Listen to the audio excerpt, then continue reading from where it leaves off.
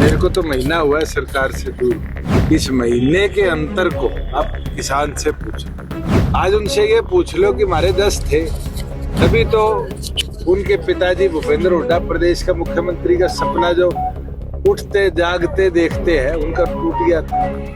और आगे भी गारंटी दे देता हूँ, ना तो वो सांसद बने ना उनकी सरकार कभी प्रदेश में। मैं तो कह चुका हूँ कि जेजेपी पार्टी को मैंने चुनौती दी है। प्रदेश में 90 सीटें हैं, किसी से एक सीट से भी अपनी जमानत बचाए अगली बार। वो ये विश्वासघाती पार्टी साबित हुई है। दुष्यंत चौटाला की ये गारंटी हरियाणा के चुनावी माहौल में ऐसी घंटी बजाएगी कि सियासी गलियारों में वार पलटवार का दौर थमने का नाम नहीं लेगा। दरअसल भाजपा जजपा का गठबंधन टूटने से पहले कांग्रेस के राज्यसभा सांसद दीपेंद्र सिंह हुड्डा ने कहा था कि जिस तरह से भाजपा के साथ मिलकर जजपा नेताओं ने निहत्थे किसानों पर लाठियां और गोले बरसाए हैं, उसके बाद उनकी चुनौती है कि आने वाले विधानसभा चुनावों में जजपा 90 में से किसी एक सीट पर भी अपनी जमानत तक नहीं बचा पाएगी। आज गोहाना पहुंचे पूर्व डिप्टी सीएम दुष्यंत चौटाला से दीपेंद्र की इसी चुनौती का जिक्र किया गया, तो दुष्यंत चौटाला ने दीपेंद्र की चुनौती पर अपनी गारंटी ठोक दी। दुष्यंत ने कहा कि सिर्फ एक सीट ही नहीं, मैंने 10 सीटें जीतकर हुड्डा की सरकार बनाने के सपने को तोड़ा था और आज फिर से गारंटी देकर कहता हूं कि भविष्य में ना तो दीपेंद्र कभी सांसद बन पाएंगे और ना ही हुड्डा कभी सरकार बनाने में कामयाब होंगे। मैं तो कह चुका हूँ कि जेजेपी पार्टी को मैंने चुनौती दी है।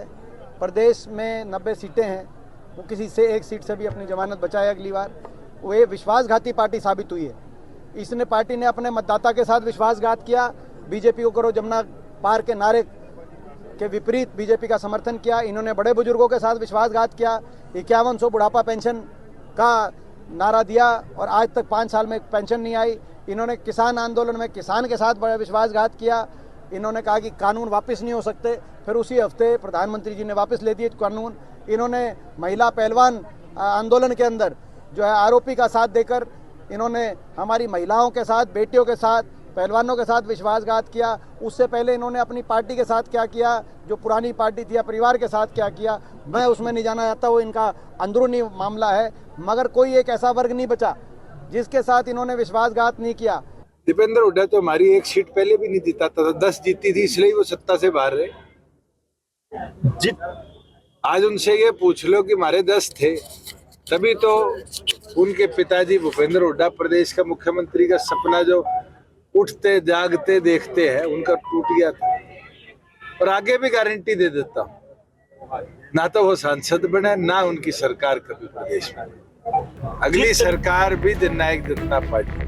दरअसल जिस वक्त दीपेंद्र सिंह हुड्डा जजपा और दुष्यंत चौटाला को एक भी सीट पर जमानत बचाने की चुनौती दे रहे थे, उस वक्त जजपा भाजपा के साथ हरियाणा की सरकार में बैठी थी और किसान अपनी मांगों को लेकर आंदोलन कर रहे थे।